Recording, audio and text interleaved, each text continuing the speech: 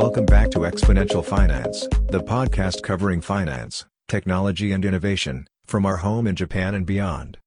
Today's episode features a look at Deloitte's Digital Banking Maturity 2020 report, the fourth edition of the largest global benchmarking of digital retail banking channels, answering what leaders are doing to win in the digitalization race. It is providing a comprehensive outside and mystery shopper assessment of retail banks' digital channels and furthering discussion about future developments. The Deloitte team looked at a total of 318 banks from 39 countries to arrive at an assessment of digital functionalities, customer needs research, and a user experience evaluation. And now, please welcome Michael Wodzicki, partner at Deloitte Consulting. Good morning, Michael. How are you? Good morning. Thank you. Very good.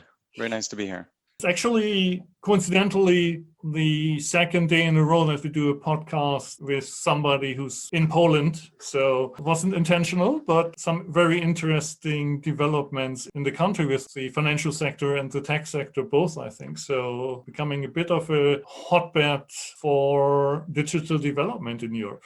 Yes, I think there's a couple things happening in Poland. One, the banking sector is very competitive. So it's a mix of strong local players and a lot of foreigners from European countries, Holland, Germany, France, Austria, Italy, Spain, Scandinavia. So a lot of the European plus some more distant players like Citibank, which has quite big operations. And that mix together of competitiveness drives innovation, especially in the retail area. And then the second thing we see strongly developing in Poland specifically is the whole nearshoring. So this is a huge business now, employs over 200,000 people, basically doing quite sophisticated operations for Western European and North American banks. So you have a big community of people doing back office work, but I would add more higher value add back office work around compliance, around risk, around certain parts of operations that are basically stationed here. So we see these two things which are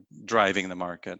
I saw a presentation from Bank Polski just recently, which is a very old, well-established bank, but they're doing some amazing things in the digital space. So it almost feels like what they're doing is more like a neobank and not like a 100-plus-year-old bank. And I don't have a high view of the traditional German banks. They've been battered over the last decade. It seems like somebody like Bank Polski, they have managed that transition much, much better. Yeah, it's an interesting case. It is an old bank, so been around hundreds of years. Was very traditional, very branch-based, paper-based stamps that have confirmed whatever transactions. And for a long time, everyone had essentially written them off. But I think, like with any organization that goes through a transformation, there was a recognition at the top that the world is changing and that they need to change as a result. And they started about 20 years ago to take very seriously digital and digital channels, and the fact that more and more customers, should I say, don't want to have to go to the branch for everything that they do. And this was also, as I said earlier, driven by competitors that they had, which were also pushing this direction. So as a result, it gained momentum. They saw results and it paid off economically for them, as we know. So they saw that it was a lot cheaper to serve customers in these other methods. So it just kind of was a snowball effect. And as a result, now they're in a good position, a very good position, very strong financial results. But I would still say that there are competitors on the market which are more nimble, maybe have a better UX than they do. But then those guys are smaller, much smaller. Got it. Thank you. Digital banking, of course, is a very hot topic across Asia with digital banking licenses in Singapore, in Hong Kong, and in Taiwan. And so the reason that we're here today is that Deloitte has published a digital banking benchmarking study. That's what we want to talk about today. I found it interesting for two reasons. One, obviously, having a global organization taking a very holistic approach, but then also the whole digital banking discussion very often, lots of soft factors in there and opinions. And with the study also trying to quantify this and substantiate it with data. And it's a much more meaningful discussion when you actually can compare data points on specific vectors. So to start with, maybe explain, please, a bit about what the study is? It's been the fourth year, I think, that it's been run, and the scope and the approach to this study, if you don't mind. So correct. It's the fourth time we're running it, and we run it every 2 years. And this year, it indeed went global. It started actually in Poland, and then we expanded the second time around to Europe, and then we went semi-global the third time, and this time we went really global with the report. So we have 39 countries involved, 318 banks globally. And the report went through over 1,100 different functionalities which are accessible in what we call 3 channels. So one in the mobile channel, and then 2 in the internet channel. So one which is the channel which is publicly available information, and then the third channel online would be when someone logs into an account, what kind of functionalities and information is available. We did it through kind of expert mystery shoppers. So people who were trained went through specific paths and went and checked those 1,100 functionalities across the full customer experience. So starting with, kind of what's information is available publicly, then actually opening account, checking all the different features available, cross-sell, beyond banking type functionalities, and then till account closing. And then the second piece of the study was actually a UX view. So this was some of the feedback that we got in the past. And we then collected a team that would check 30 specific scenarios in the banks and made an assessment for how easy it was to navigate and how fluid it was to navigate those 30 key steps. So we basically come out with these double assessment functionalities and UX. And so what were the headline findings of that study? Let me start with, we had the kind of the pleasure or the luck that we did the study during COVID. Let me just address the first thing that we noticed so we could then see, what did banks do as a result of COVID. And it was actually very surprising to see that they did a lot. COVID really acted as an accelerator for digital improvements, digital development. We noticed that 60% of the banks globally somehow restricted their physical presence, physical network, either closing branches outright or strongly reducing opening hours or forcing people, if they want to go to a branch physically, they need to set up an appointment. So that was kind of an immediate thing that we saw. And then they supplemented that with some digital functionalities. One was that they instantly, 40% of the banks increased the limit on contactless payments. So basically allowing customers to more fluidly move away from cash. Kind of remarkably, a third of the banks, around 34%, suddenly implemented fully digital processes, which before they didn't do. So just in a very rapid time, a lot of developments and things they were still working on, they were able to force through and deliver to customers in a very short period of time. And then there were a lot of other functionalities which banks added, like making appointments online for the branches and things like this.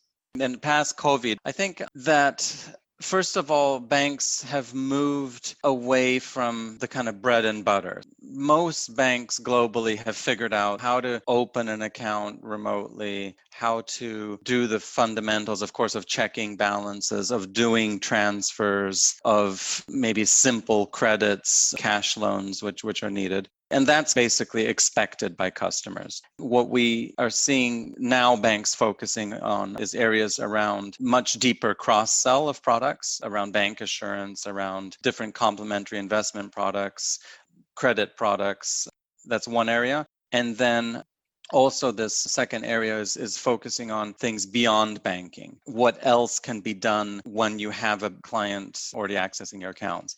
And this is, I think, an interesting development and very diverse geographically. It's not like something that works in Singapore will work elsewhere. So we see very specific things which banks are doing to expand that relationship.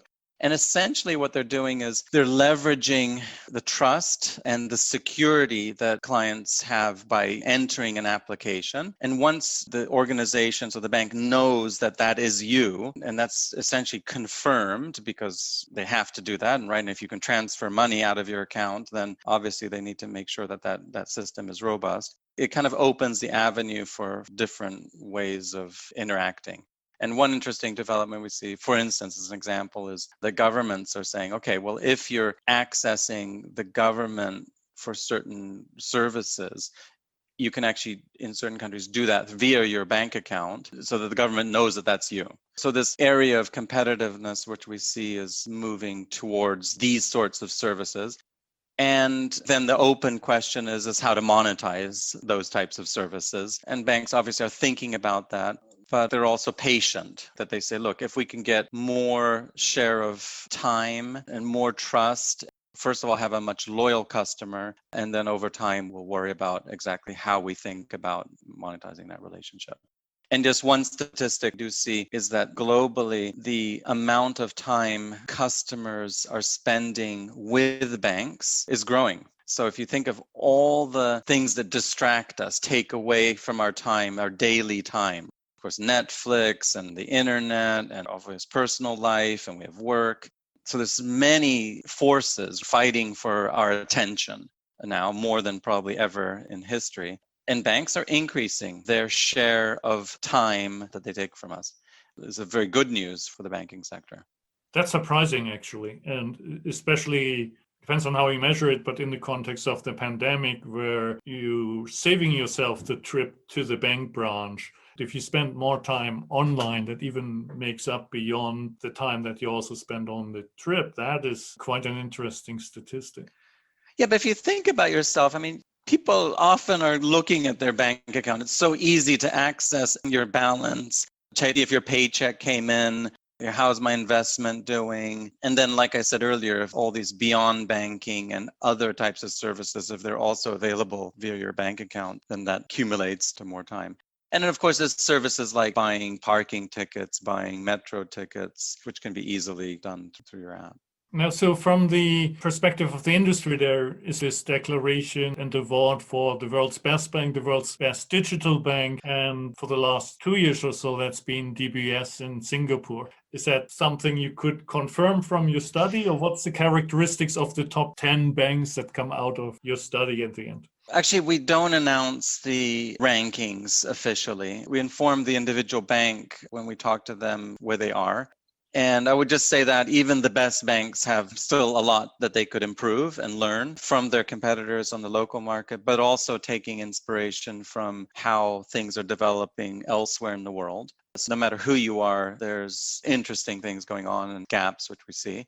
I can comment on countries, so where we see most innovation and advancement. And it's not what many would expect, but it's quite consistent over the last 3-4 times that we've run the global survey, which, by the way, is the largest digital banking survey. And those countries are Turkey, Spain, Belgium, Poland, and Singapore. But there's many different reasons why these specific countries are driving innovation.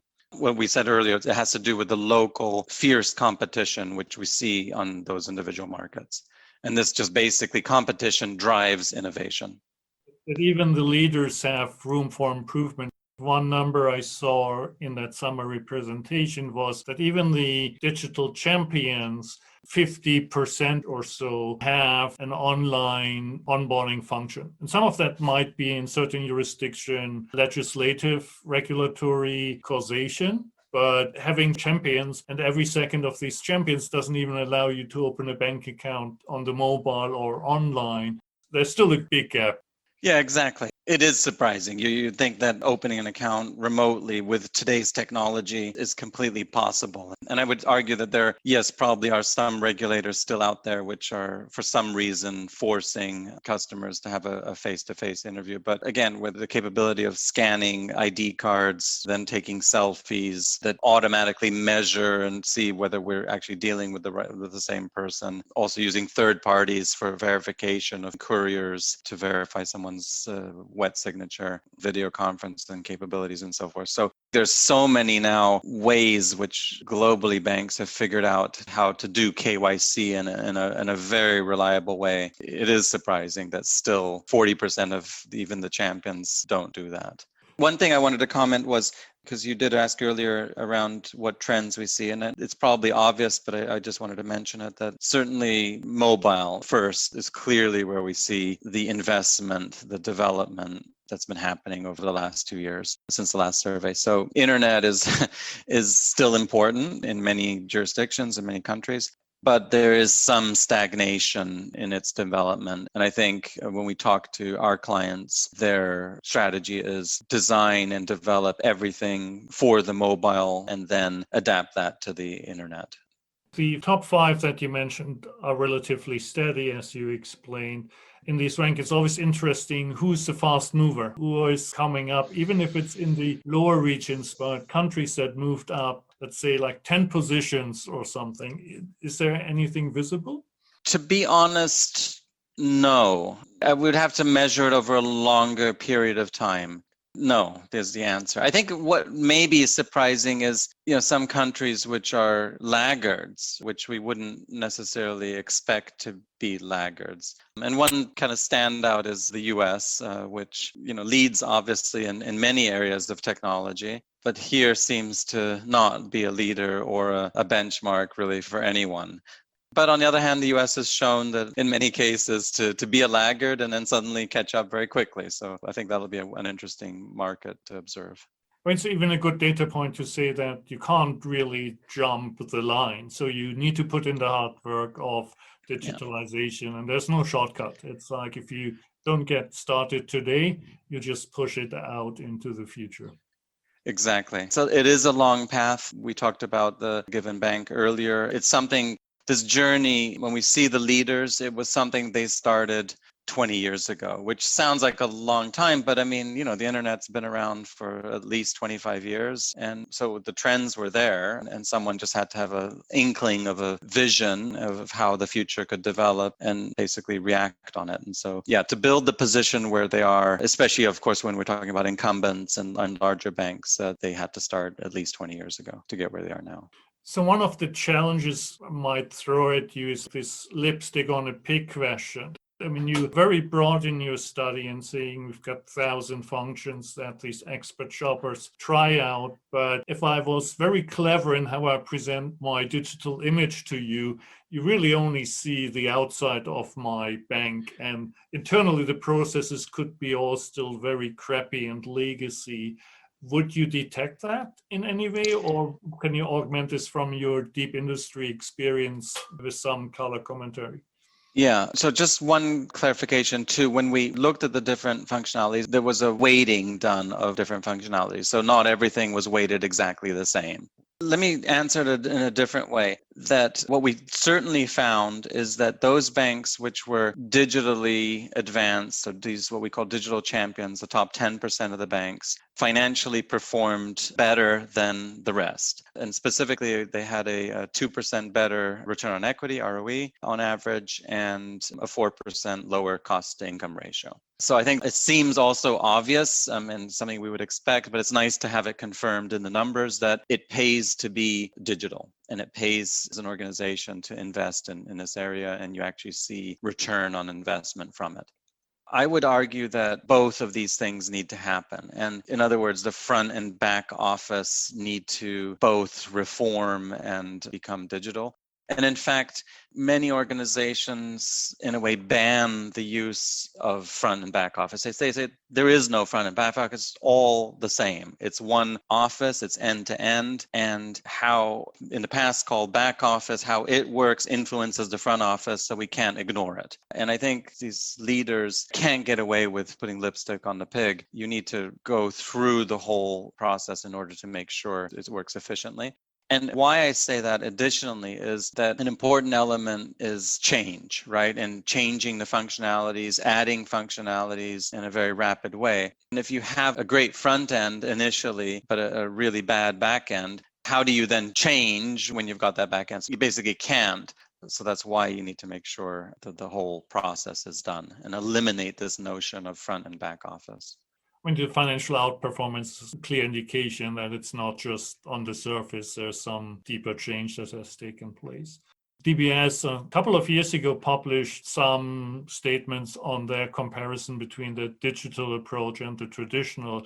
On a standalone basis, the difference was amazing. The cost-income ratio, 20 percentage points lower on digital, and ROE was 9 percentage points higher, if I recall that correctly. And of course, then it gets merged into this whole entity, and you end up maybe with the smaller percentages that you have quoted, but it also shows the direction of travel. And so in that context, and we mentioned COVID at the beginning as well, if you take out all the cost of the physical equipment, bank branches, ATMs, you go cashless, you go completely digital. Isn't there like a tremendous opportunity to change that cost-income ratio, even without much additional revenue, which you also said the leaders are cross-selling much better and have a higher conversion rate there. But simply by taking out that physical cost, there's so much headroom for these banks to become financially healthier. A couple points. One, what we definitely see on many markets is a differentiation in pricing based on customers' use of channels. So essentially saying, dear customer, if you want the luxury of going to a branch and meeting with a physical person, that's fine, but you have to pay for it. And that's definitely a trend that we see over, especially the last few years, and then some banks have been doing that for longer. And then the second, of course, is reducing the opportunity to have these physical interactions. So basically, very rapid decline in number of branches, I think, across all markets that we see. The question you're asking is, so where does that end? At what point will there no longer be physical branches? I think it's a great question. It'll take a little bit of time because what we certainly find is that certain products, there is extremely low still demand in it being fully digital. And specifically, I'll just say mortgages is one. Customers don't expect it to be digital. It's the most important buying decision we as humans make, so buying our home. And it is a physical thing, of course, that we're buying. And the fact that I take the most important financial decision of my life, i.e. taking a mortgage against my home, that I actually might meet with someone doesn't seem like a burden to people. So what we do see is that very, very few banks anywhere in the world, even in the most advanced countries, have fully digitalized this process. And when they do, they don't actually see much impact from it. Then there's other products around bank assurance, life insurance, health insurance, which also we see some physical interaction as being maybe normal. We're going to go that route of less and less branches. That's just clear. And it's been happening over the last 10 years. But there's probably a limit to how far it'll go. And then one element I want to add, though, that what we will see, and that's really been accelerated with COVID, is the idea of a remote advisor. Before, where we had to go and meet someone in the branch, nowadays setting up an online appointment with that person and having this mortgage discussion, having this life insurance discussion, having this investment discussion with him or her will and can and will be happening more and more remotely. And this, I think, has some very interesting consequences. By the way, that will touch not only retail banking, but corporate banking as well. So this remote RM model will affect, I think, even more probably and more directly and faster corporate banking. The interesting implication on banks is how do you organize yourself for that? And kind of there's two solutions that we see. One is you kind of have a dispersed RM model, so i.e. the RMs sit in many different geographies, locations, and communicate with the customer in that way, or a centralized RM model, remote RM model, where you put together these relationship managers in kind of like what a call center type place, and they all go to their desk, sit at their screens. And there we see both of those models developing with both their pluses and minuses. Encouraging for incumbents was actually that they're not doing that badly. It wasn't that the fintechs, the new guys on the block with better architecture of IT, newer systems were able to actually dominate. And actually, when we look at the best banks, it is names like you mentioned, DBS, BBVA in Spain, and others, which are very old, staid institutions who have also been able to innovate quite well. So I think we'll see a very healthy competition. What the banks have basically learned and seen how technology has made others in different sectors irrelevant. And I think banks have been resolute in saying, no, we understand that threat. So we're going to fight back. But also, I think I would more describe it as cooperate. And what we see in many, many markets is actually a strong cooperation with different fintechs to provide services. And this would be another piece of where we see development going forward, is just more and more and more cooperation with varied entities. But from the bank's perspective, that they're the key owner of that relationship, and you integrate with them, with the bank, in order to provide those services. Again, I think that's a win for the customer, for sure. Yeah, I think it's a win-win for everyone, as long as there's competition and choice. Need to ask you one question to round it out, because I've got some friends who would be otherwise very upset with me, and that is China. Okay, so actually the study, we didn't take China into consideration. That was one of the market that we didn't look at. In general, I think Asia is fascinating in how it's developed. I had a great opportunity the last 2 years to work a lot throughout Southeast Asia. And first of all, each market is completely different from each other, right? So there's not kind of a broad stroke you can talk about the market. What I've observed is a couple of things. One is, in many of the markets, I'm thinking around Malaysia, Thailand, to a certain extent, Singapore, Vietnam, where I also worked, where they kind of skipped the internet. So this idea of mobile first is for them obvious that it's, why would I even say anything about it? So even there are banks which don't have really an internet presence, but everything went to the mobile phone. China specifically is a very, very unique country in the world, and how it developed in financial services. And it's fascinating, but it's not something that is directly relevant for other markets. And I'll explain why. So you have in China traditional banks, look very similar to banks like they are in everywhere else in the world, in Russia and Europe and US, wherever. They're just kind of these traditional banks. As I understand how it worked, is these traditional banks were serving a good part of the population, 100 million, 150 million people. But then there was a whole billion people that weren't being served by banks. And these traditional banks didn't have the operating model to serve that other billion that should have bank accounts. So how do you go out and serve this huge population that in a very rapid time needs to become bankable? These traditional banks weren't really interested in serving these customers because their infrastructure just couldn't support the weight of suddenly hundreds of millions of customers coming to their branches. It was impossible. So really the only solution was they had to go digital, and they had to go and develop a business model on how in an extremely rapid way serve whatever the number is, 500, 600 million customers. And it worked. And it turns out that they could do it. And now you have these huge financial institutions serving this segment of the population. What happened there in China is not something you can't look at other markets and say it was a very unique situation. A huge economy, rapidly growing, with the question, how do we suddenly bank 600 million people, whatever the number is? Where else is that going to happen? It's not going to happen in the US. It's not going to happen anywhere else because they're in just a different stage of their development.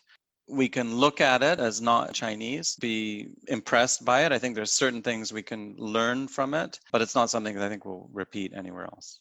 I think what's very interesting would be what happens with those traditional banks, the ones that were serving this 100 million initially.